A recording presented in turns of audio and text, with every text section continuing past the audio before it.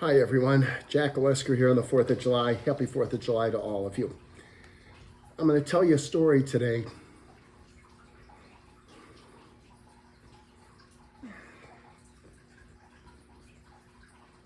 And it's an emotional story.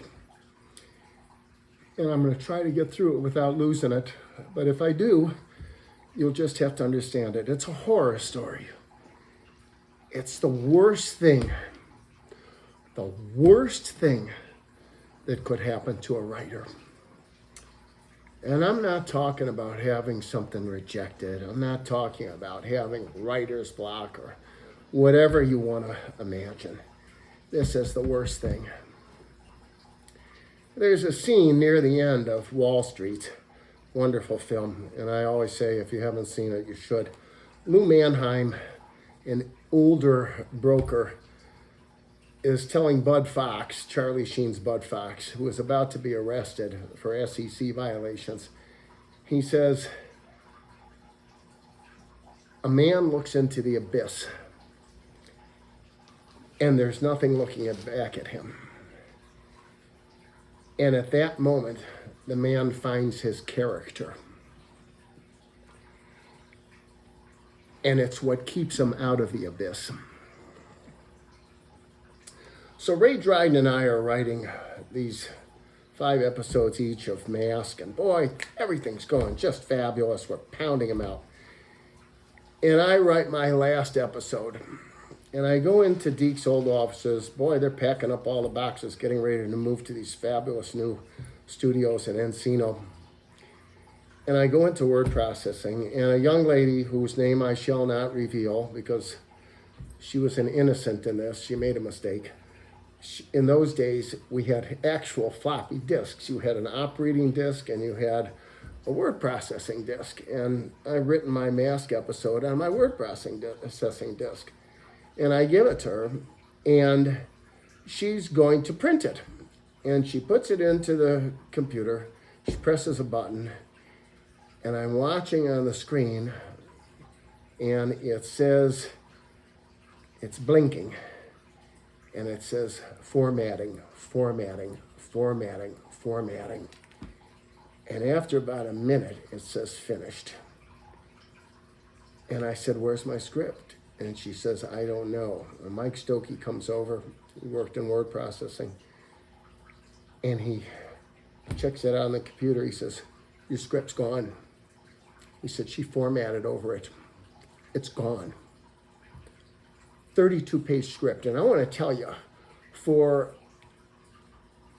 a series like He-Man or Jason the Wheeled Warriors or Mask, it's very different than a series like The Littles or the Care Bears, where it's characters talking back and forth.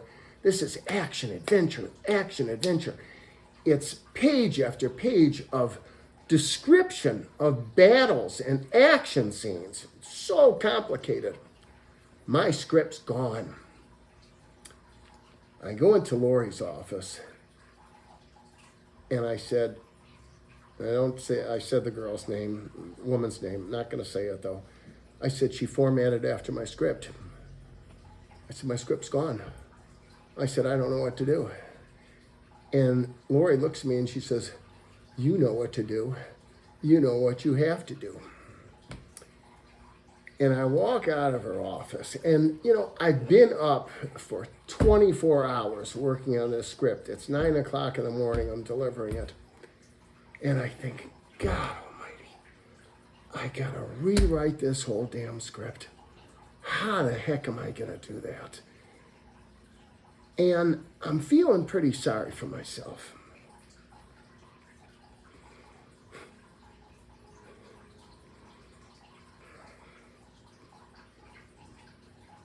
And I look over in the corner of the studio, and in walks animation royalty. Anybody who knows anything about animation knows who Mel Blanc is. He's the man of 1,000 voices, okay?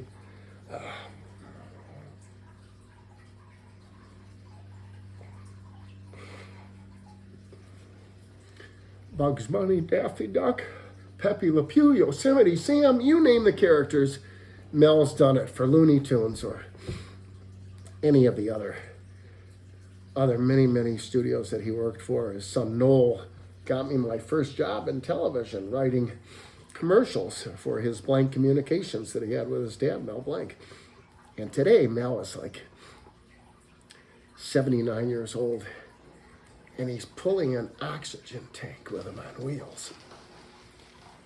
And I walk over to him, and I said, Mel, I said, it's so good to see you. And I started talking about how Noel had hired me to write all of those commercials, and he kind of lit up, and he smiled for a minute, and he'd have to put that mask over his face and draw a breath. And we shared a really nice moment, and he wished me well, and I wished him well, and then he kind of walked away, and one of the sound technicians led Mel through the studio, and another sound technician came.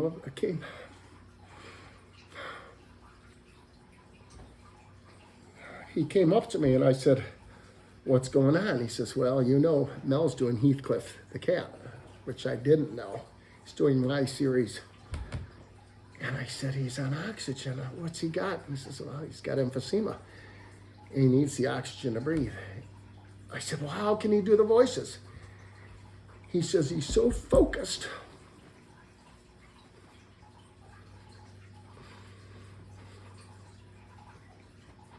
that he reads the line from memory, and in the middle of reading it, he'll stop and draw a couple of breaths of oxygen. And then he'll continue on with the script without missing a beat. So I said, well, what do you do, when there's that gap? He says, there's a phrase in the entertainment industry, it's, we'll fix it in post. It means in post-production, we'll do what we need to do to fix it. And he says, we'll fix it in post. They'll cut that little gap, and they'll blend those two together. And I watched Mel walking away, and I just kind of wished that somebody could fix Mel in post. But nobody could. It was too late. That was the last time I ever saw him. I went back to my condo after feeling sorry for myself. Jesus. I'm 31 years old, and I feel sorry for myself that I got to rewrite a script, and this 79-year-old man with emphysema is doing voiceover lines. And it's about 10 o'clock in the morning, and I put on soundtrack from Rocky. Ba, ba, ba, ba, ba, ba, ba, ba, ba, ba, ba. And I start typing. There's a thing called automatic typing. I don't know if I believe it or not. But it says that you become so into it that you detach yourself.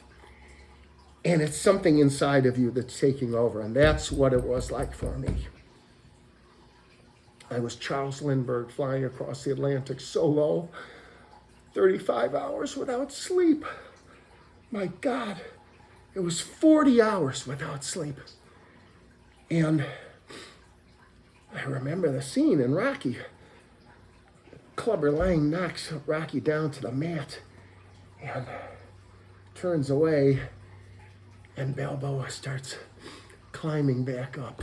Clubber Lang, I told you this before, he turns and he looks at him, and his shoulders slump because he sees this warrior. And in that moment, it's a true story, probably because I was so overtired, I see Rocky climbing up. And all of a sudden, I see Mel Blanc climbing up. And all of a sudden, I see myself climbing up. And I'm typing. And I look to the computer, and it says, the end. Well, I bring that floppy disk into Lori about 5 o'clock in the afternoon. And I said, I did it. I said, I rewrote the whole thing. And she said, I wouldn't have expected anything less. Go into word processing, and I give it to Mike Stokey, and he prints the script up this time himself. And the next day, they're moving at DIC, so I come in, I'm going to pack up my stuff. I finished Mask now, and the story got told. Lori spread it around, Andy spread it around, Mike Stokey, a couple other people, about how he rewrote it from scratch.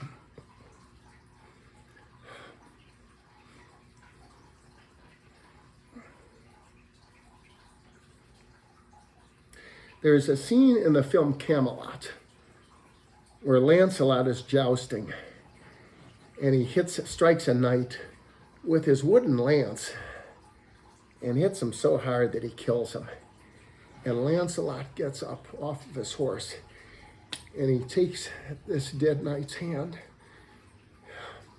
and he says, "Live, live." And this knight comes back to life. And as he's walking, the other knights and members of the kingdom start to kneel before him. And that's what it was like when I walked through DIC that day. I had done something I didn't know I was capable of doing. I rose from my own ashes, and I became greater than what I was. And that's Jack's tip jar for you. When you get your ass kicked and you're down on the ground, screw it, man. Do Rocky Balboa. Pull yourself up, get back in the ring, and fight. Because you chose to be a writer.